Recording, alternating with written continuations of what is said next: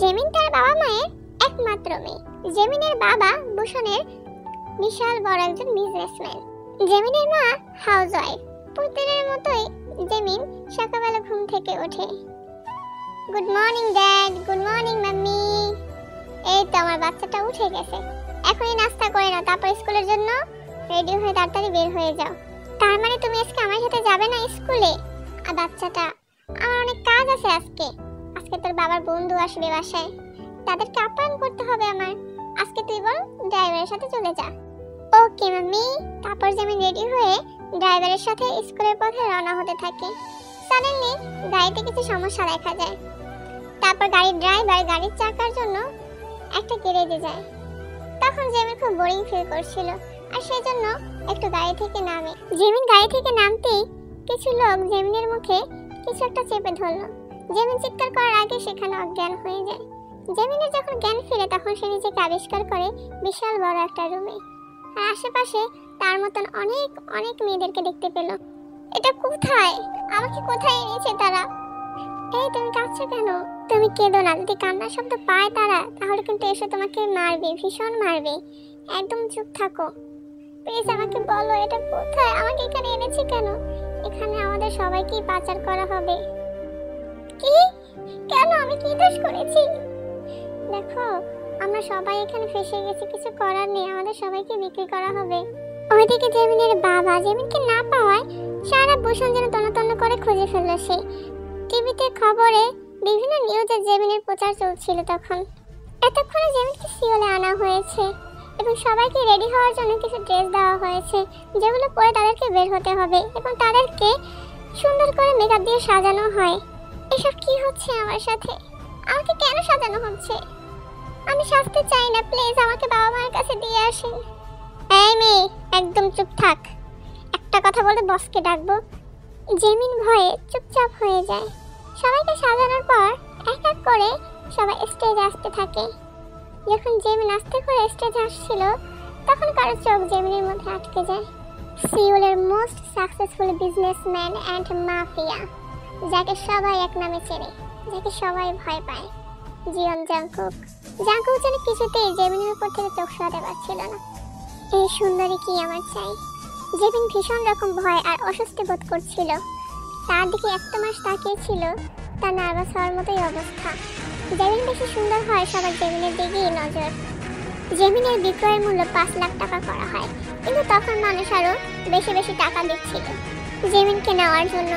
অবশেষে জিয়ন জাংকুক 1 কোটি টাকার বিনিময়ে জেমিনকে নিজের করে নেয়। আজ থেকে ও শুধু আমার। এই ওকে গাড়িতে তোল। জেমিন এই আওয়াজটা শুনে তার নিচের মুখটা একটু উপরে তুলল, আর তখন দেখতে পেল ওই ব্যক্তিকে যে তাকে কিনেছে, জিয়ন জাংকুক। প্রথমবার তার চোখে চোখ পড়ল। জাংকুক একটা ডেভিল হাসি দিয়ে সে তার গাড়িতে গিয়ে বসলো, আর জেমিনকে অন্য গাড়িতে করে নিয়ে আসা হয় পরে। জেমিন মনে মনে ভয় পাচ্ছিল। হে আল্লাহ, তুমি আমাকে বাঁচাও, তুমি আমাকে কোথায় নিয়ে যাচ্ছ?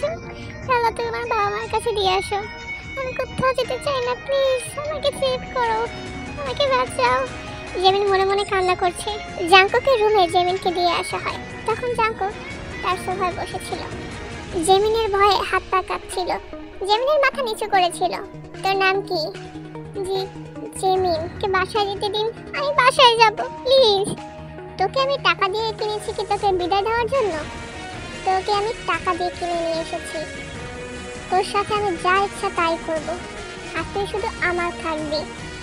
প্লিজ আমাকে যেতে দিন, আমার সাথে এমনটা করবেন না প্লিজ। Yes, shut up. এক্ষুনি ফ্রেশ হয়ে আয়। কি হলো, শুনিসনি তুই আমি কি বলেছি? জেমিন ভয়ে ভয়ে বলল, আসলে আমার জামা কাপড় আমি কিছু আনিনি, আমি কি পরবো? তখন জাংকুক তৎক্ষণাৎ তার ওয়ার্ডরোব থেকে নিজের শার্ট বের করে দেয় আর জেমিনের কাছে ছুঁড়ে মারে। জেমিন তাড়াতাড়ি করে ওয়াশরুমে চলে যায়। জেমিন ওয়াশরুমে প্রায় 1 ঘন্টা যাবত, আর জাংকুক বাইরে অপেক্ষা করছে। ছি ছি, এই লোকটা এত নিচু, এত খারাপ।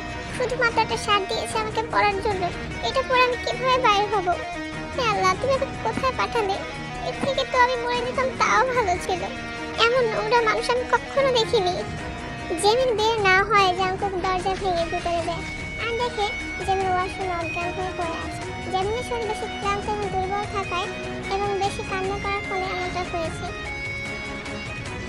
জাঙ্কুক জেমিনকে কোলে নিয়ে বিছানায় শুয়ে দেয় আর ডক্টর ডাকে। জেমিনের যখন জ্ঞান ফিরে তখন তার আশেপাশে তাকিয়ে দেখে কেউ নেই, তার উপর একটি চাদর দেওয়া। জেমিন আস্তে করে উঠে বসে। তখন একটি কাজের লোক এসে বলে, ম্যাম এখন উঠেন না, একটু রেস্ট নিন, আপনার রেস্টের প্রয়োজন। আর এই যে খাবারগুলো স্যার খেয়ে নিতে বলেছে।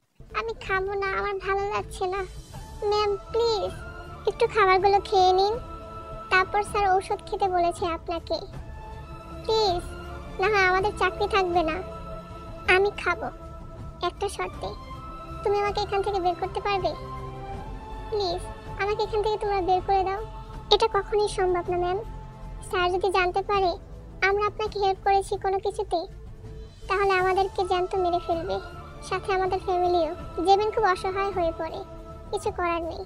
আচ্ছা ঠিক আছে, তোমরা যাও, আমি খাবারটা খেয়ে নিব। তারপর সব কাজের লোক তার রুম থেকে যাওয়ার পর জেমিন খাবারগুলো সব বাথরুমে ফেলে দেয় এবং সে ট্যাবলেটটাও ফেলে দেয়। সে কিছুই খায় না। আমি বাঁচতে চাই না এভাবে, আমি মরে যাব, আমি মরে যেতে চাই।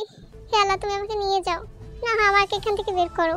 জাঙ্কুক যখন রাতে বাসায় ফিরে জেমিনের অবস্থা আরো গুরুতর হয়। জেমিনের শরীর জ্বরে পুড়ে যাচ্ছিল। জাঙ্কুক জেমিনের মাথায় হাত দিতে যেন জাঙ্কুকের হাতও গরমে ছিটা লাগলো। সে আবার ডক্টর ডাকলো এবং ডক্টর বলল জেমিনের খাওয়া দাওয়া না হয় এমনটা হয়েছে। এটা শোনার পর জাঙ্কুকের রক্ত একদম গরম হয়ে গেল। সে সাথে সাথে তার চাকরদের কাছে গেল। তোদের শুধু এই একটা কাজ করতে বলেছিলাম, ওকে খাওয়ানো, তোরা সেটাও করতে পারলি না। তাহলে তোদের মতো চাকরদের রেখে আমি কি করব? জাঙ্কুক তার চাকরদের কাছ থেকে বিতাড়িত করল এবং সে জেমিনের রুমে যায়। ততক্ষণ জেমিনের জ্ঞান ফিরে। জেমিনের চোখ টিকটিক করে ফেলতে সে দেখতে পেল জাঙ্কুকের মুখ। খাবারটা টেবিলে রেখে দিয়েছি, এক্ষুনি খাবারটা শেষ করবি, আমি একটু পরে রুমে আসছি। এই বলে জাঙ্কুক রুম থেকে বের হয়ে যায়। জাঙ্কুক ফ্রেশ হয়ে জেমিনের রুমে আবার আসে। এসে দেখে খাবার যেমনটা ঠিক তেমনই আছে। জেমিন খায়নি। তুই খাবারটা এখনো শেষ করিসনি কেন? তোর এত বড় সাহস কে দিয়েছে আমার অর্ডার অবাধ্য করার? আমি খাবো না, আমাকে মেরে ফেলুন, আমার বাঁচার ইচ্ছা নেই, আমাকে মেরে ফেলুন। আমি তো তোকে মারার জন্য আনিনি, তোকে আমি তিলে তিলে শেষ করবো। আর তুই যদি আমার কথা না শুনিস। এই বলে জাঙ্কুক জেমিনের কাছে আসে এবং জেমিনের চুলের মুঠি ধরে। তাহলে সেটার পর কি হতে পারে আমি তোকে হাড়ে হাড়ে বুঝিয়ে দেবো। এই বলে জাঙ্কুক জেমিনের চুলটা ছেড়ে দেয়। তারপর জেমিন খাচ্ছিল না। তখন জাঙ্কুক জেমিনের থুতনি ধরে এবং জোর করে খাবারগুলো জেমিনকে খাইয়ে দেয়। তারপর যখন জেমিন ঔষধের জন্য মাথা নাড়াচ্ছিল তখন জাঙ্কুক তার মুখে ওষুধটা নিয়ে জেমিনের ঠোঁটে কামড়ে ধরে এবং তার মুখের ভিতর থেকে ওষুধটা জেমিনের মুখে দিয়ে দেয়। আমি তোকে আগেই বলেছিলাম আমার কথা শুনতে, কিন্তু তুই শুনিসনি। তোর জন্য নতুন ড্রেস নিয়ে এসেছি, তাড়াতাড়ি তোর ড্রেস চেঞ্জ করে এটা পরে আয়। জেমিন ভয়ে ভয়ে বাথরুমে চলে যায়। ফ্রেশ হয়ে জাঙ্কুকের দেওয়া ড্রেসটি পরে ওয়াশরুমের বাইরে পা রাখতে জাঙ্কুকের চোখ জেমিনের পায়ের দিকে। জেমিনের ঘন কালো ভেজা ভেজা চুল। জাঙ্কুক নেশালো দৃষ্টিতে জেমিনের সারা অঙ্গ দেখছিল। জেমিন ঘৃণায় ফেটে যাচ্ছিল। মনে হচ্ছিল জাঙ্কুকের মতো নিকৃষ্ট ব্যক্তি হয়তো পৃথিবীতে আর কেউ নেই। জাঙ্কুক জেমিনের কাছে যায় এবং জেমিনকে ঘাড়ে তুলে বিছানার উপরে শুয়ে দেয়। হিংস্র পশুর মতো যেন জাঙ্কুক জেমিনকে খাচ্ছে। জেমিনের কিছু করার থাকে না, শুধু ঘৃণায় অসহায় হয়ে জেমিন কান্না করতে থাকে। সকালে যখন জেমিনের ঘুম ভাঙে তখন দেখে জাঙ্কুক পাশে নেই। জেমিনের শরীরে কিচ্ছু নেই, শুধুমাত্র তার চাদরটা ছাড়া। জেমিন তার সারা অঙ্গে ব্যথা অনুভব করতে থাকে। তখনই মনে পড়ে তার কাল রাত্রির কথা জাঙ্কুকের সাথে। কোনোরকম ভাবে ওয়াশরুমে যায় এবং ফ্রেশ হয়ে একটা ড্রেস পরে নেয়। ফ্রেশ হয়ে এসে দেখে রুমে নতুন চাকরগুলো তার জন্য খাবার দিয়ে গেছে এবং তার মেডিসিন। জেমিন খাবারগুলো এবং মেডিসিনগুলো খায়, কিন্তু জেমিন সেখানে বোরিং হচ্ছিল। কি করবে, কিভাবে এখান থেকে বের হবে, তার মাথা শুধু সেটাই ঘুরছিল।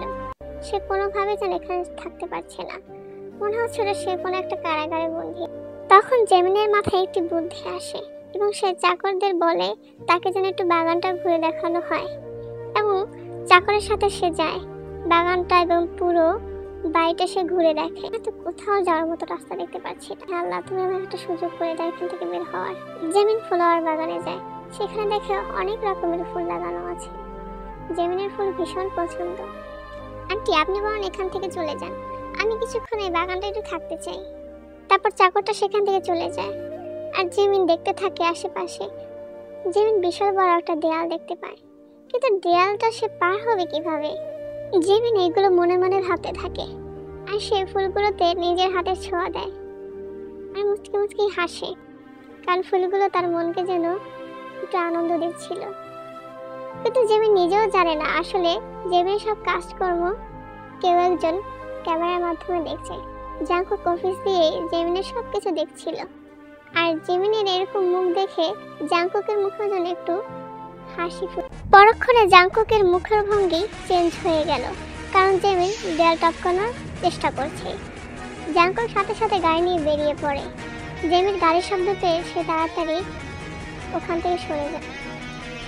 জাংকুক গাড়ি থেকে নেমেই সোজাসুজি জিমিনের কাছে যায়।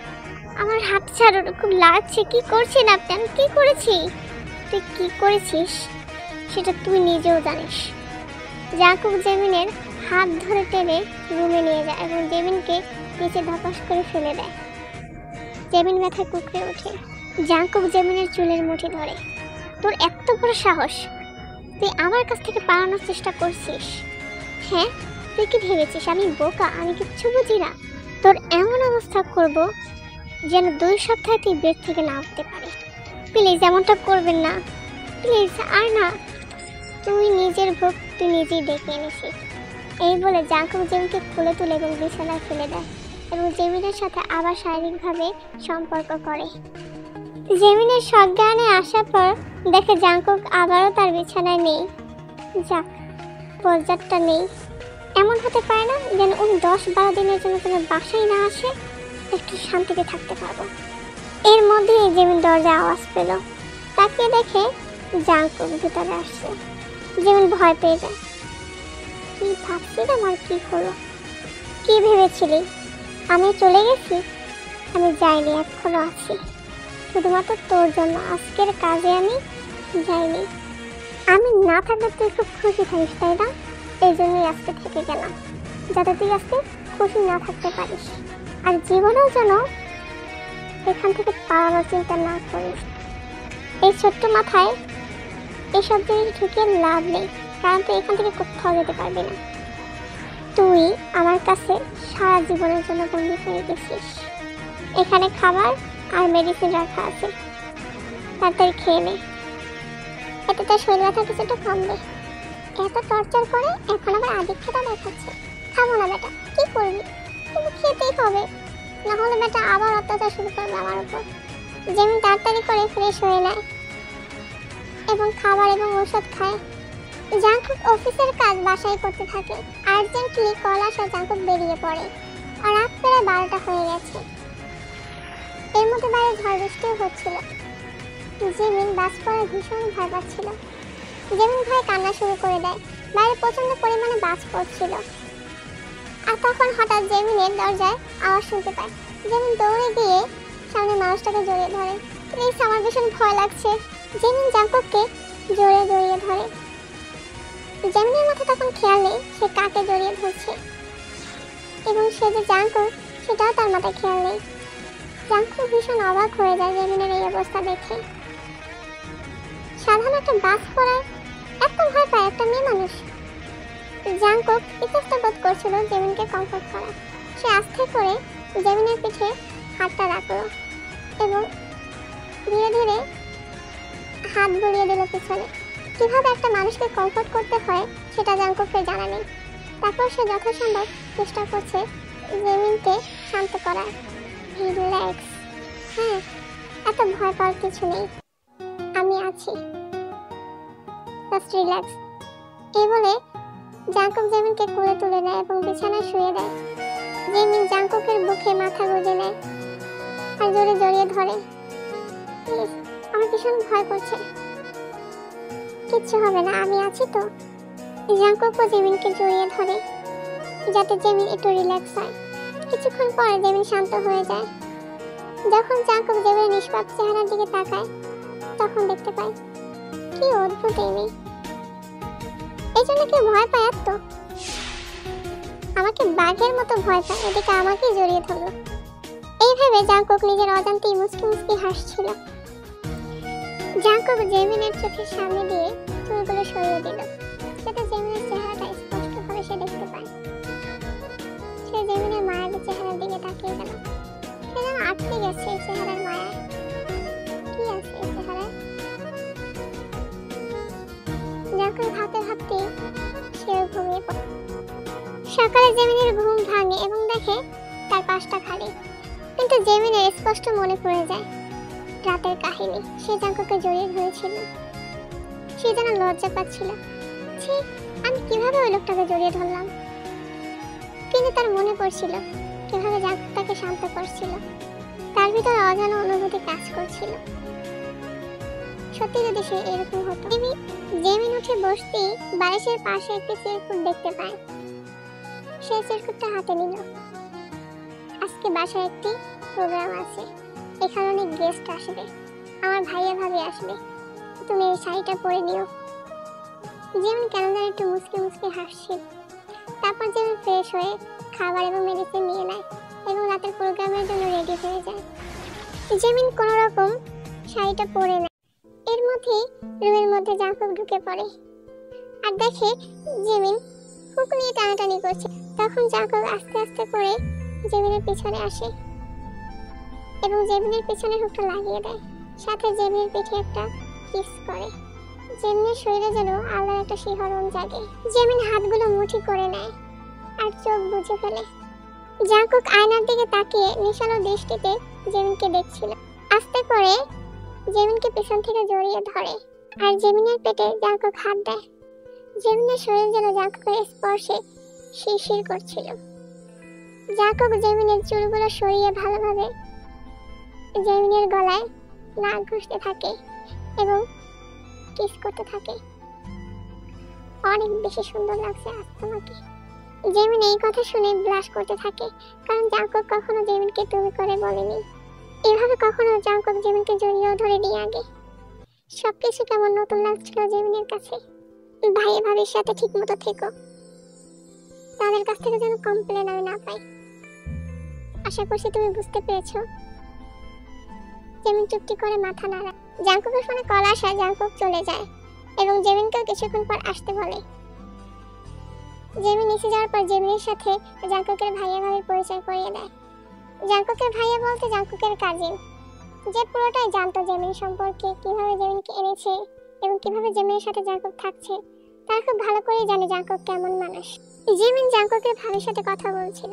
জেমিন, তাই না তুমি? তুমি দেখতে তো অনেক সুন্দর। বলতে হবে জাঙ্কুকের পছন্দ আছে, চিন্তা করো না। আমি জানি, আমি জাঙ্কুকের চোখের দিকে তাকিয়ে দেখেছি জাঙ্কুক কিভাবে তোমার দিকে তাকায়। সে তোমাকে নিয়ে ভীষণ পসেসিভ। সে নিশ্চয়ই তোমার প্রেমে পড়ে গেছে। And I am sure Jungkook একসময় বুঝতে পারবে সে তোমাকে ভালোবাসে। এখন হয়তো বুঝতে পারছে না। ওই যে দেখো কিভাবে তোমার দিকে তাকিয়ে আছে। ভাবি আসলে এমন কিছু না, আমি শুধু ওনার মাত্র খেলনা পুতুল, আর কিছুই না।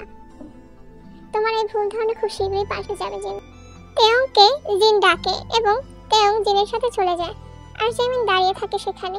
কি করবে বুঝতে পারছিল না। এমন সময় একটা লোক আসে আর জেমিনের সাথে হ্যান্ডশেক করার জন্য হাত বাড়ায়।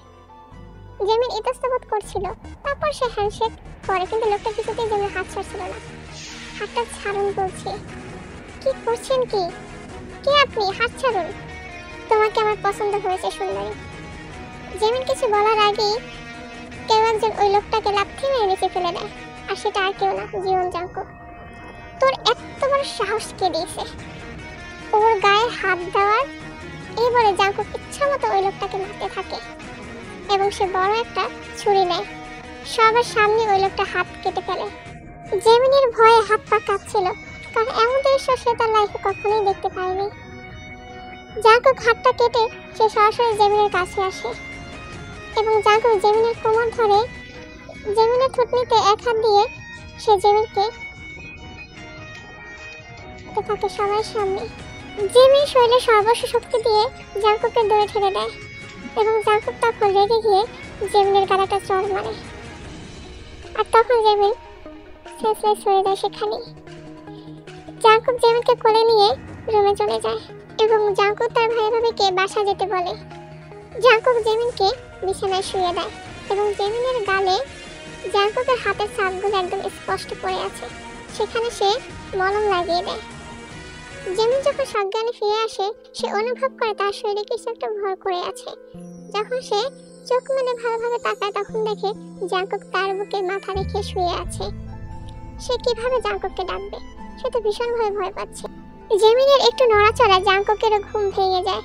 সে জেমিনের দিকে তাকায় এবং দেখতে পায় জেমিনের মলিন চেহারাটা। তার যেন জেমিনের এমন চেহারা দেখতে একটু ভালো লাগে না। তার কেন জানি জেমিনের দুঃখী চেহারা দেখলে তারও কষ্ট অনুভব হতে থাকে। সে আস্তে করে তার হাতটা জেমিনের গালে আলতো ছোঁয়া দেয় এবং ব্যথা জায়গায় হালকা করে একটু স্পর্শ করে। জেমিন চোখ বুজে নেয়। জাঙ্কুক জেমিনের আরো কাছে যায় আর ব্যথা জায়গায় কটা চুমু দেয়। আই সরি, আমি বুঝতে পারিনি তোমার এত জোরে লাগবে। জাঙ্কুকের মুখে প্রথমবার সরি শুনল জেমিন। জেমিন চোখগুলো বড় বড় করে ফেলল আর তাড়াতাড়ি করে বলল, ইসলোকে কোনো সমস্যা নেই। জেমিন মনে মনে ভাবছিল, এই মানুষটাকে কালকে দেখেছিলাম কতটা হিংস্র আর এখন কতটা নিষ্পাপ দেখাচ্ছে। ঘুমিয়ে থাকলে তো মনে হয় একদম একটা নিষ্পাপ একটা শিশু, যেন কিছুই বোঝে না। জাঙ্কুক ফ্রেশ হয়ে কোমরে একটা টাওয়াল পেঁচিয়ে রুমের ভিতরে আসে। জেমিন লজ্জা মাখা মুখ নিয়ে যেন তাকাতে পারছে না। সে নিচের দিকে তাকিয়ে আছে। এত লজ্জা পাওয়ার কি আছে? আমি তোমার সব দেখেছি, তুমিও আমাকে দেখেছো। এমন তো না তুমি আমার কিছুই দেখোনি। সত্যি আপনার কোনো লজ্জা নেই। লজ্জা থাকতে তো এত কিছু হতো না আমাদের মধ্যে, তাই না? জেমিন আর কিছু বলে না। সে তাড়াতাড়ি করে তার ড্রেসগুলো নিয়ে ওয়াশরুমে চলে যায়। জেমিনের গোসল করা শেষ হলে ওয়াশরুম থেকে বের হয় এবং ভেজা চুলগুলো জানালার পাশে গিয়ে সে তার তলিয়ে দিয়ে মুছছিল। আর জাঙ্কুক সোফায় বসে সে কিছুতেই তার ল্যাপটপে ফোকাস করতে পারছিল না। বারবার শুধু জেমিনের দিকে তার চোখ যাচ্ছে। তারপর ল্যাপটপটা সে বন্ধ করে জেমিনের দিকে কিছুক্ষণ তাকিয়ে রইল। আস্তে করে জেমিনের পিছন থেকে জেমিনকে জড়িয়ে ধরল। জেমিনের শরীরে জিম করে উঠল। জাঙ্কুক জেমিনের চুলগুলো সরিয়ে ঘাড়ে মুখ ডুবিয়ে দিল আর জেমিনের পেটে শক্ত করে জাঙ্কুকের হাত জড়িয়ে ধরল। জেমিনের কানের কাছে গিয়ে বলল, আমি কিছুদিনের জন্য বাইরে যাচ্ছি, অনেক মিস করব। মিস করার কিছু নেই, কিছুদিন পর তো চলেই আসবে। আসলে জেমিন মনে মনে অনেক খুশি, কারণ কিছুদিন জাঙ্কুকের কাছ থেকে সে একটু মুক্তি পাবে। সেটা জাঙ্কুকও বুঝতে পেরেছে। তারপর সে কিছু বলেনি। জাঙ্কুক জেমিনকে কোলে করে নিয়ে খাটে বসায় আর সে ড্রয়ার থেকে মলমটা বের করে জেমিনের গালে লাগিয়ে দেয় আর বলে, ঠিকমতো খাবার খেও, না খেয়ে একদম নিজের শরীরকে অসুস্থ করে ফেলবে না, তাহলে কিন্তু জানে কি হবে। পানিশমেন্ট হয়, পানিশমেন্ট। দেখো নি এর আগে কি হয়েছে তোমার সাথে। যদি চাও এমন কিছু না হোক, তাহলে ঠিক মতন খাবার খাবে আর মেডিসিন গুলো নেবে। আমি এসে যেন দেখি তোমার গালে কোনো দাগ নেই। Got it? জেন মাথা নাড়ালো। জাঙ্কুক মুচকি হাসি দিয়ে রেডি হয়ে সে বেরিয়ে পড়ে কাজের উদ্দেশ্যে। প্রায় 10 দিন হয়ে গেল, জাঙ্কুক এখনো বাড়িতে ফিরেনি। এদিকে জেমিন, যার খুশি হওয়ার কথা, সে আরো উল্টা মন খারাপ করে বসে আছে। সে নিজেও জানে না কেন তার মন খারাপ। যেখানে আমার খুশি হওয়ার কথা, না খুশিতে নাচতে থাকার কথা, সেখানে আমি ওই লোকটার জন্য মন খারাপ করছি। সত্যি জেমিন, তুই পাগল হয়ে গেছিস নাকি? লোকটার কাছে তুই শুধু একটা পুতুল আর কিছুই না। তুই কিভাবে ওই লোকটার প্রতি দুর্বল হতে পারিস? না, এটা কিছুতেই হতে পারে না। কিন্তু এগুলো বলে জেমিন নিজেকে বোঝালো তার মন বুঝতে চাইছে না। তার মন যেন জাঙ্কুককে খুঁজছিল, জাঙ্কুককে একটাবার দেখার ইচ্ছা। সে জাঙ্কুককে ছাড়া যেন একদম বোরিং হয়ে গেছে। কেমন যেন মন মরা লাগছিল তার নিজেকে। জেমিন নিজের অজান্তেই জাঙ্কুককে ভালোবেসে ফেলে। সেটা হয়তো এখনো ভালোভাবে জেমিন বুঝতে পারেনি। আরো 5 দিন কেটে যায় এভাবে। জাঙ্কুক বাড়িতে আসে, এসে দেখে জেমিন কোথাও নেই। পুরো রুম খুঁজে দেখেছে, সে কোথাও জেমিনকে দেখতে পেল না। তারপর হঠাৎ জাঙ্কুকের মনে পড়লো বাগানটার কথা। সে ফুল বাগানের ওখানে পা রাখতে দেখতে পেল জেমিন কিছু প্রজাপতির সাথে খেলছে। সে কখনোই জেমিনকে এত হাসিতে দেখেনি। জেমিনের এই হাসি মুখটা দেখে জাঙ্কুকের মনেও যেন অন্যরকম একটা হাসি ফুটল। সে আস্তে করে জেমিনের কাছে যায়। জেমিন পিছনে ফিরে তাকায় আর দুজনের চোখে চোখ পড়ে। দুজনের চোখে যেন অনেক মায়া একে অপরের জন্য কাজ করছিল। জেমিনের চোখে যেন টলটল করছিল, আর জাংকুকের চোখে যেন টলমল করছিল জেমিনের জন্য। জাংকুক দ্রুত জেমিনের কাছে ছুটে যায় আর জেমিনের ঠোঁটের সাথে নিজের ঠোঁটটা মিশিয়ে নেয়। জেমিন এই প্রথমবার জাংকুককে কিস ব্যাক করে। জাংকুক যেন খুশিতে আত্মহারা হয়ে গেছে। জাংকুক জেমিনের ঠোঁট ছেড়ে জেমিনকে জড়িয়ে ধরে আষ্টে পৃষ্ঠে। জেমিনও ইতস্ততা বোধ ছেড়ে জাংকুককে জড়িয়ে ধরে। দুজনেই যেন পরিপূর্ণ অনুভব করছিল একে অপরের বাহুতে। I missed you so much, don't you miss me? তুমি আমায় মিস করনি? না, আমি আপনাকে মিস করিনি। কিন্তু জেমিনের মুখ বলে দিচ্ছে সে কতটা জাংকুককে মিস করেছে, এবং জাংকুকও বুঝতে পেরেছে। সে জেমিনকে কোলে করে নিয়ে রুমে নিয়ে যায়। জেমিনকে বেডে বসায় এবং জাংকুক তার কোটটা খুলতে থাকে। এবার সে পকেট থেকে একটি গিফট বের করে, যেখানে একটি ডায়মন্ডের নেকলেস ছিল। সেটা সে জেমিনকে পরিয়ে দেয় এবং আয়নার সামনে নিয়ে জেমিনকে দাঁড় করায়। জান, এটা তোমাকে সত্যিই দারুণ মানিয়েছে, কিন্তু এসবের কি দরকার ছিল আপনার? জেমিনের আর কিছু বলার আগেই জাংকুক জেমিনের পায়ে দুটো পায়েরও পরিয়ে দিল। জেমিন জাংকুকের কাণ্ড থেকে ভীষণভাবে অবাক হয়ে যায়। এই জন্য সে দেখছে জাংকুকের নতুন রূপ। জাংকুক জেমিনের পায়ে পায়েল পরিয়ে সে জেমিনের পায়েও চুমু খায়। জেমিন চোখ বন্ধ করে নেয়। জাংকুক উঠে দাঁড়ায় এবং জেমিনকে কোলে নিয়ে বেডে শুয়ে দেয়। তারপর জাংকুক জেমিনের বুকে মাথা রেখে শুয়ে পড়ে এবং জেমিনের হাতটা জাংকুকের মাথায় দিয়ে দেয়। জেমিনের বুঝতে বাকি রইল না জাংকুক কি চায়।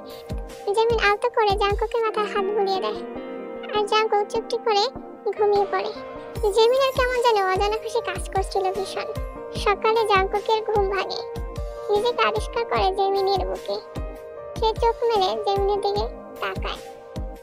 জেমিনের চোখের সামনে থেকে আলতো করে জাংকুক জেমিনের চুলগুলো সরিয়ে দেয় এবং জেমিনের কপালে, নাকে, জেমিনের দুই গালে এবং ঠোঁটে একটু পাপ্পি দেয় এবং জেমিনের গলায় যখন দিতে যাবে জেমিন সাথে সাথে চোখ মেলে ফেলল এবং জাংকুকের চুলে হাত দিল। জাংকুকও বুঝতে পেরেছে জেমিনের সায়া আছে। জাংকুক মুচকি মুচকি হাসতে থাকে। তার লাইফে প্রথমবার সে এভাবে জেমিনের জন্য হাসছে এবং জাংকুকের মন এবং জেমিনের মনেও অনেক রকম খুশি কাজ করছিল তখন। তারা দুজনেই বুঝতে পারে তারা দুজন দুজনের প্রেমে পড়েছে, যেহেতু দুজন দুজনকে ভালোবেসে ফেলেছে এবং দুজনের খুশি দুইজন। সকালে তাদের সুন্দর একটা মুহূর্ত কাটে। জাংকুক অফিসে চলে যায় এবং অফিস থেকে জেমিনকে কল করে জানায় জেমিনকে রেডি হয়ে থাকতে। জাংকুক অলরেডি একটা ড্রেস পাঠিয়ে দিয়েছে জেমিনকে, যেটা জেমিনকে পরতে বলেছে। জাংকুক আসলে জেমিনকে নিয়ে একটা ডিনার দিতে যাবে এবং তার মাথায় অনেক প্ল্যানই আছে রাতটা নিয়ে। জেমিন চুপটি করে রেডি হয়ে যায় সময় মতো এবং জাংকুক গাড়িতে অপেক্ষা করছিল জেমিনের জন্য। জেমিন আসার পর জাংকুক জেমিনের চোখে একটি পট্টি দিয়ে বেঁধে দেয়। জাংকুক জেমিনকে নিয়ে একটি হোটেলে আসে এবং জাংকুক জেমিনের চোখটা খুলে দেয়। সে চারপাশটা দেখে একদমই অবাক হয়ে যায়। খুব রোমান্টিক ভাবে জাংকুক জেমিনের জন্য একটা সারপ্রাইজ রেখেছে এবং জেমিন অবাক হয়ে যায় তখন আরো বেশি যখন জাংকুক হাঁটু গেড়ে জেমিনের সামনে বসে আন্টি সামনে দিয়ে বলে, উইল ইউ ম্যারি মি জেমিন? জেমিন কি বলবে, সে তো সবকিছু দেখেই বেশ সারপ্রাইজ হয়ে যায়। Will you marry me Jaemin? Yes, of course. Jaemin খুশিতে কান্না করে দেয় এবং জাংকুক জেমিনের হাতে আংটিটি পরিয়ে দেয় এবং জেমিনের চোখের পানি মুছে দিয়ে সে জেমিনের ঠোঁটে নিজের ঠোঁট লাগিয়ে দেয়। I am very happy. তুমি আমার জীবনে খুশি নিয়ে এসেছো জেমিন। তুমি না থাকলে হয়তো এই খুশিটা আমি কখনো অনুভব করতে পারতাম না। And I am sorry. তোমার সাথে প্রথম থেকে আমি যে জুলুম করেছি সেটা আমার একদমই ঠিক হয়নি। জেমিন সাথে সাথে জাংকুকের মুখে হাত দেয় এবং জাংকুককে জড়িয়ে ধরে। আমিও আপনাকে ভালোবেসে ফেলেছি। আমি আপনাকে ছাড়া থাকতে পারবো না। আমি এখনই তোমাকে বিয়ে করতে চাই জান। I love you so much. I can't live without you Jaemin. তোমার চোখে আর এক ফোঁটাও জল আসতে দেব না আমি। তোমাকে আমি সারা জীবন আগলে রাখবো, খুশি দিয়ে ভরিয়ে দেবো তোমায়। তখন জেমিন একটি আবদার করে তার বাবা মাকে দেখার জন্য এবং জাংকুক জেমিনকে নিয়ে জেমিনের বাবা মার কাছে যায় এবং সবার কাছে ক্ষমা চায়। জাংকুক মাফিয়া জগৎ ছেড়ে দেয় জেমিনের জন্য এবং জেমিন আর জাংকুক তারা এখন একটা সুখী পরিবার। গাইস, কেমন লেগেছে এই স্টোরিটা আমাকে নিশ্চয়ই তোমরা জানাবা। আমি অনেক দিন পর ভিডিও দিতেছি আমি যথাসাধ্য ট্রাই করেছি তোমাদের ভালো লাগার মতো একটা স্টোরি দেওয়ার। আশা করছি তোমাদের সবার ভালো লেগেছে স্টোরিটা। সবাই বেশি বেশি করে সাবস্ক্রাইব করিও, তারপর লাইক করিও, আর আমাকে বেশি বেশি ভালোবাসবা। ওকে, বাই।